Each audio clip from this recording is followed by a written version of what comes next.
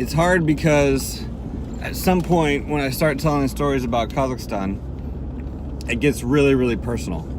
And there's some of the aspects of these stories where I'm not so sure that it's a great idea to post it all over the internet. But I was thinking about what I was talking yesterday about second chances and a lot of the mistakes I've made, especially while living in Kazakhstan. And I was thinking this morning a little bit about being the pastor's kid of Joy Church. And I've heard a lot of different stories, people who are pastors' kids, people who know pastors' kids here in the States.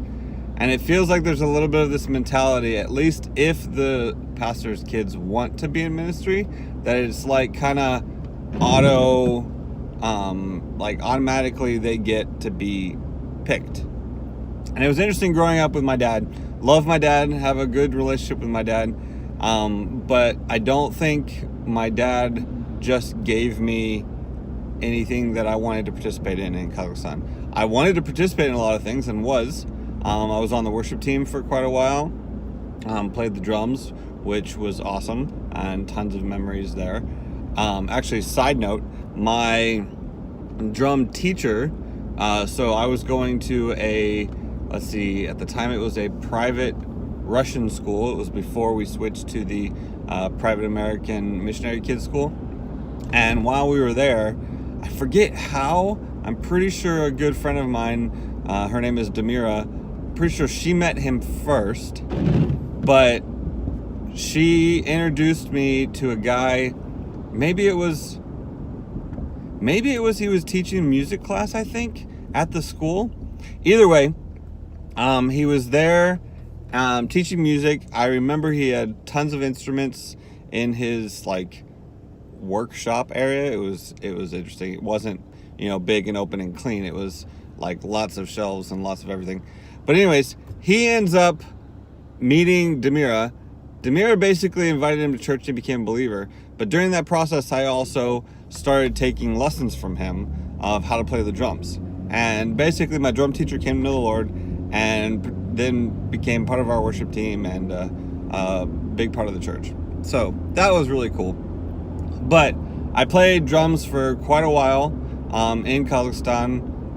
It was interesting playing with people of other ethnicities because you learn different styles and you play quite differently than the average drummer.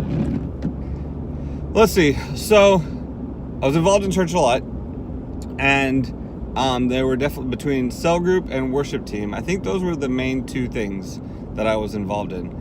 But I don't feel like my dad just gave those to me easily. I don't feel like I got it just because I was the pastor's kid. And I think that was a good thing. I think that was a good thing. I know it was a good thing. I would have rather had it be where I had to work hard to get things participating in church than it just handed to me. Because I think that between that and dealing with the limelight of being a pastor's kid has helped me with that aspect of life later on. So now, wanting to be involved in ministry, wanting to be a missionary, wanting to participate in things at church, you're under a huge microscope.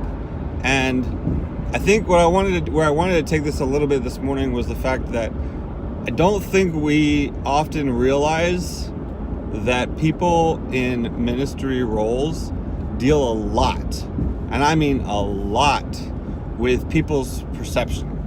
Their perception, what they think is good or bad, what they think those people should be doing or not doing, and I think that that's totally unfair. Being a pastor's kid, although I had to deal with that a lot, and my dad taught me many ways of how to deal with that, we need to realize that not just people in ministry, but people in any kind of position that we start judging are just as human as we are. And it's been said before, and it should be said 1,000 more times, is unless you've experienced or gone through what they've gone through, you should be slow to judge them. And I think that's an interesting statement. I think that it's still okay to have opinions. I think we should care about what other people do or don't do, even if we have not been through the exact same situation as them.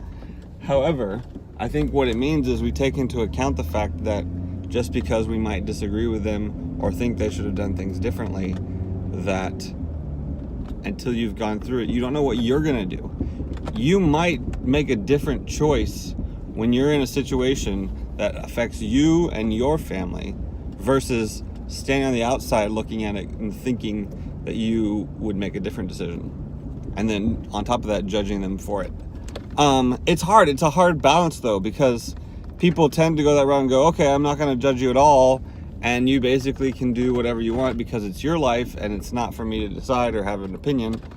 But then at the same time, it's important to have opinion about people. I mean, if we vote or if we help choose a new pastor, all of those things you have to have an opinion about, and an opinion strong enough to make a good decision. So it's a weird balance, I think. I'll leave you with this aspect. I know it's the slightly cheesy Christianese way of handling things, but I believe it to be very true. You have to listen to God, and listen to God on when to express your opinion, when to stand up for your opinion, and also when to let your opinion go, and love people and care for people because God loves for them too. God loves for them. God loves them too.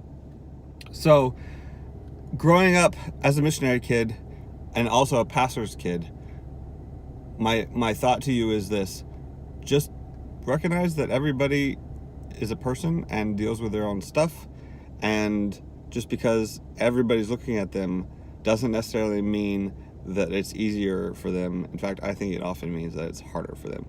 So keep that in mind next time you're talking about your pastor or your pastor's kid. So, all right, we'll talk to you guys tomorrow.